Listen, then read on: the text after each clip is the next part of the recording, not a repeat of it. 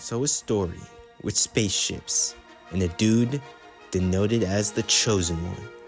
I'm of course talking about Dune. I'm talking about Dune 2, if you can't tell. Today I want to talk about Doom and a message I feel that's very important for people to know about.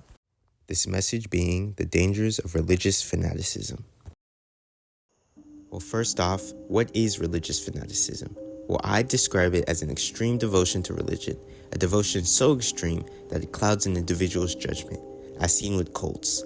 Now, this is kind of a hard topic to launch into, as religion is something that many take seriously, so I'm going to try and complete this analysis without offending anyone. And if I do offend you, I sincerely apologize. Moving on, let's talk about how religious fanaticism relates to Dune. If you haven't seen Dune, I don't know why you're watching this video, but I'll try and mitigate the amount of spoilers I include. However, I will warn you that there will be a decent bit of them included in this video. So if you wish to not be spoiled, I advise you to click off now. I think the center of Dune's religious fanaticism is the concept of the Lisan al-Gaib and how it was created as propaganda to control the Fremen people. In Dune, the Lisan al-Gaib is a sort of messiah that some of the Fremen people believe in. They believe that this Messiah will come from off-world and save their people from hardship and oppression. The problem is, well, the Lisan al-Gaib isn't actually real. The Bene Gesserit, which you can think of as the ones who maneuver behind the Dune universe's scenes and influence things from there, implanted this belief into the Fremen people, just in case they would want to control them one day. Paul Atreides, our main character, eventually makes use of this idolization of the Lisan al-Gaib to weaponize the Fremen against his enemies. Now you may be wondering, Licht, what's the point of you saying this? I already watched the movie.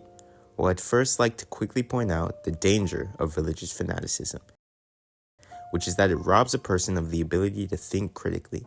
When we become too devoted to something, it doesn't even have to be religion, we tend to put that thing before the well-being of ourselves and others. This is shown in the Fremen when we see them ready to wage war against the Harkonnens for Paul, only because of his title as the Lisan al-Gaib. Again, let me put that into perspective. These Fremen were ready to wage war against an extremely powerful coalition for a man they hadn't even really known that well. Granted, it's easy to take this perspective since we know the story of the Lisan al-Gaib is a hoax, but I still feel like it's worth making this video. So how can we not fall into religious fanaticism while also remaining religious? The answer is a lot simpler than you think. Stay skeptical. While I don't mean to doubt your religion if you're especially devoted, but always make sure to pull yourself back if you feel like you're acting irrational. An example of this being Paul Atreides' love interest, Chani.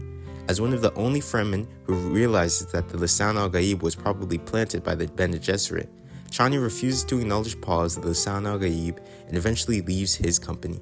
Despite growing up as a Fremen and likely having been surrounded by people who believe in this prophecy, Chani still rationalizes the situation to prevent being manipulated, and that is the key to avoiding the dangers of religious fanaticism.